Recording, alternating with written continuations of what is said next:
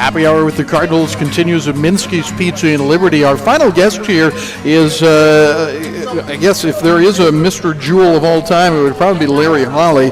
You know him as the basketball coach. Recently, he passed Dean Smith as the number 10 all-time wins leader. Correct me if I'm wrong on any of this stuff, but it was moved into 10th spot, but passed a legendary coach, Dean Smith.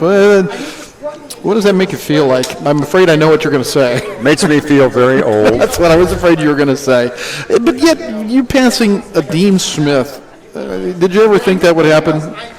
No, I did not. But my standard answer is when you coach for 80 years, you should average 10 wins a year as a basketball coach. So, sometimes I feel like I've been coaching for 80 years. But no, it means I've had a lot of good players, a lot of outstanding assistant coaches, supportive administrators, and perhaps most of all, a very supportive family. So I've been a very blessed man and honored to represent William Jewell. It was special to me as a student athlete. It's been very special to me as a college coach. If I'm not wrong, you're going to go past the 800 wins mark this year, or at least come very close to it. How many are you away? Do you know? Now, you're talking about at William Jewell only? 800, no. Are you past 800 total?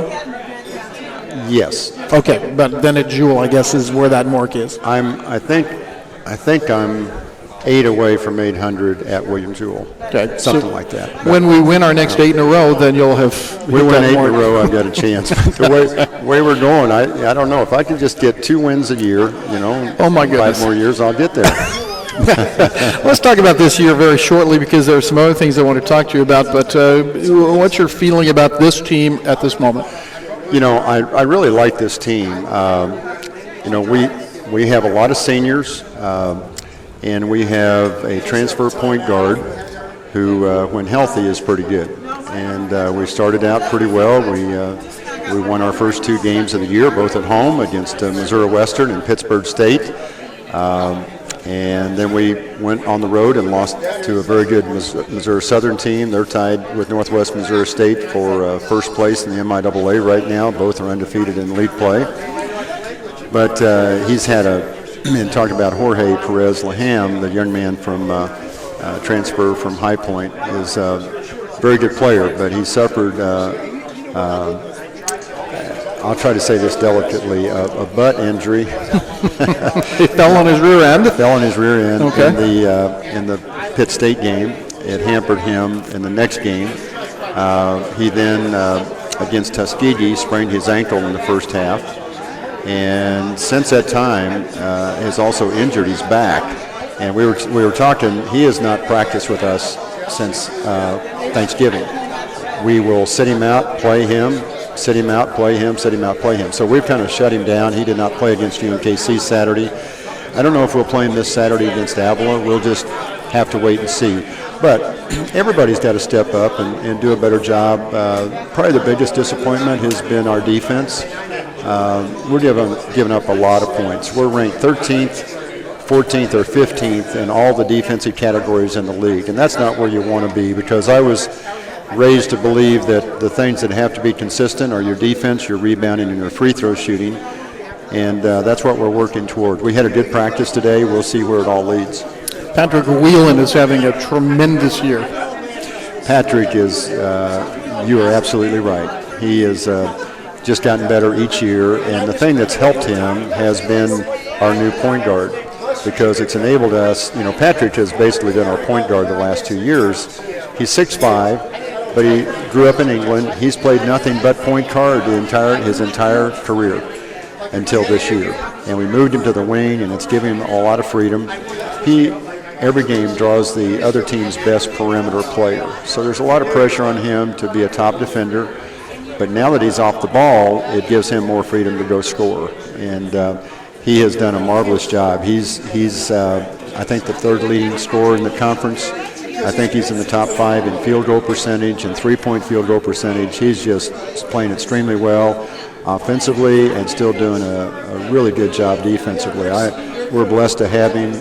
He's 6'5". He can guard anywhere from a 1 to a 4, and he can bring it up against pressure if need be. And and go score. He's one of the best scorers in the league. He is worth the price of admission, that is for sure. And the Cardinals will play at home on Saturday as part of a women's and men's doubleheader against Avila. The women at 1, and I don't know, officially 3:30 for you guys? I think 3 o'clock. 3 o'clock, okay. All right. Well, Larry Holley with us here, and I wanted to talk a little bit about your time at Jewel as a student. You graduated in 1967. Some of these stats are as impressive to me as being on the all-time wins list, and here are a few of them. You lettered 4 times in 3 different sports, cross-country, basketball, and track. So that's a total of 12. Captain of each of those sports. You capped your career by being named Jewel's Athlete of the Year as a senior. Back to those 12 letters, though. And I think you told me one time that there's only one other person in Jewel history that's done that. I think there's a couple others. I think I'm the last one, at least on the men's side, to do that. I think Kay Kovar, who's in our Hall of Fame, I think she may have had that many letters. I can't remember, but truthfully, Rick, that was the time when a lot of student athletes did more than one sport. Now, my situation, when I came to Jewel, my scholarship was basketball and track, and I was a middle distance runner, and so I talked to Coach Gorley, my track coach, and he wanted me to run cross country. I talked to my basketball coach, and we agreed that I would do my daily workouts with the cross country team until October 15th. When October 15th would get here, I would practice basketball every day, but still run in the meets. So for 4 years, I ran cross country in the fall. I played basketball, and I ran track. And probably if I came to William Jewell now, I might just do basketball only. Right. That's kind of a shame because I have such great memories of my experience as a cross-country runner. I have such great experience as a track and field athlete and all those associations, almost as much as my association with all my basketball teammates. So that would be the sad part of it, but it was, I was busy all through high school, I was busy all through college, and truthfully, the opportunity to do more than one sport is probably one of the main reasons I came to Jewel, because I grew up thinking I'd go to Northwest Missouri State or Northeast Missouri State and play basketball only. Well, if that's not enough, those lettering 4 times in 3 sports through your years here, you were also a member of the concert and pep bands, chapel choir all 4 years, and president of your fraternity, president of the Letter Winners Association on campus, vice president of the senior class. What in the world? Did you ever have any time for anything? Well, I did go to class, believe it or not. And you did graduate. And I went to required chapel. We had required chapel and convocation twice a week. And I don't want anyone really checking my transcript, but back in the day, if you didn't miss a chapel or convocation in a semester, you got an extra honor point on your grade point average. Okay. So if you check my transcript real close, I have 8 extra honor points because I never missed a chapel, never missed a convocation, because I needed those honor points for my GPA. Now, it was a time, again, I would venture a pretty good guess that 60% of the student athletes at Jewel did more than one sport back then. Right. But I was, I joined a fraternity and was an officer, was president. That was a great honor, and still have those great associations. We had a Letterman's Club back then that we had a fundraising. We did concessions at all the home football and basketball games, and that's how we helped fund our letter jackets and our letter sweaters and all the honors and the awards that all the student athletes got in all the sports there. Now, when I was here, it was men only, but we had 10 sports, and we were, I think that's correct, and we had success in all of them, and again, that was just a good experience. Put me in a position of a leader at times, and taught me a lot of lessons in dealing with people. And that's kind of my point, is that experience you had through those 4 years. I'm not talking about your coaching experience, but as a student and an athlete, that experience, obviously it meant a lot to you. Well, what does it mean to you here more than 30 years afterwards, more than that? What does that experience mean to you now as an adult? Well, it does mean a lot, because I still have, I have really close associations from a fraternity standpoint. But I grew up in a tiny town in North Missouri. I'm an only child. My mom taught, my dad taught, and was an administrator and a coach. And everybody in that little community was in everything. Everybody that wanted to be on the basketball team was, and the track team, and in the choir and in the band and junior class play, senior class play. So coming to Jewell and doing that was kind of an extension of what I had done in high school.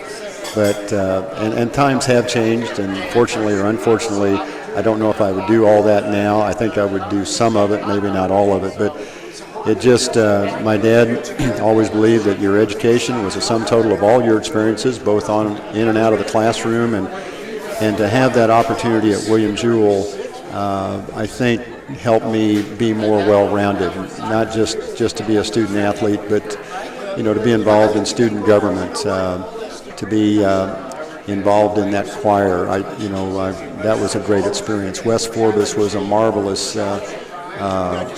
director to play in the band for Ed Lakin and Phil Posey, all 4 years, to be in the pep band. All those things were great experiences, and I think have helped me in a lot of ways, and I relish the fact that I had that opportunity at William Jewell.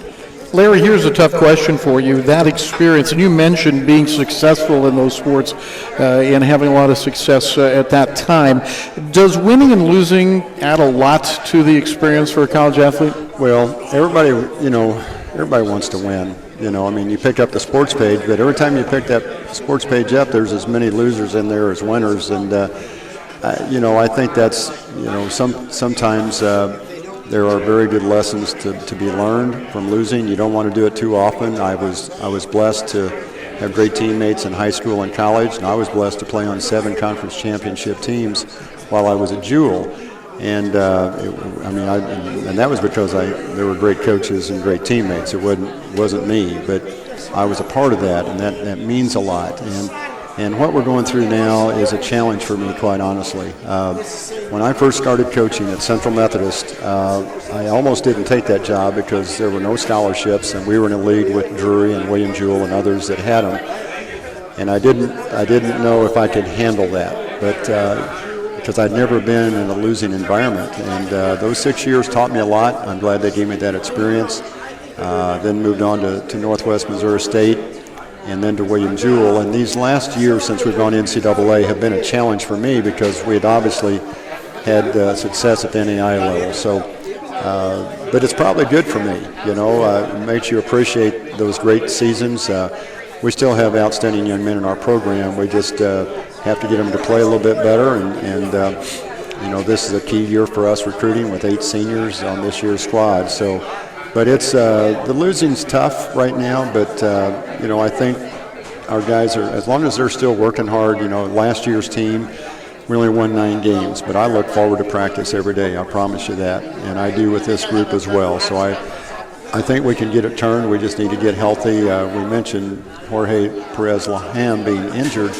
We're also without Javier de la Blanca, our 6'8" forward from Spain, and he's a very capable player. And he has mono right now, so we're hopeful of getting him back in January. But everybody's trying to win, and we're in the best league in men's basketball, I think, in the nation, with several national champions. And but it's disappointing to be on the losing end, but as long as we're getting better, I'm fine with that. Well, Larry, I'm going to also tell you that people ask me a lot, how much longer is Larry Holley going to coach? And my response almost every time is, he shows no signs of slowing down at all. I don't think you have at all. So I'm not going to ask you to comment on that, but would you give me a thumbs up or a thumbs down if that's the right way to answer that question? That's a good way to answer the question. I think as long as I feel like I'm productive and my health is good and I feel like I'm doing the right thing for William Jewell and for our student athletes, we'll see. It'll happen one of these days, but my emphasis right now is on this season and trying to get us on the proper side of the ledger. Speaking about not slowing down, Larry Holley's on his way out to scout tonight, so I'm going to let you go. Thank you so much, Coach. Thank you. Larry Holley, the legendary coach of the Cardinals, is in 5 Halls of Fame, and he is here live with us on Happy Hour with the Cardinals. A break, and then we'll wrap up tonight's show live from Minsky's Pizza in Liberty.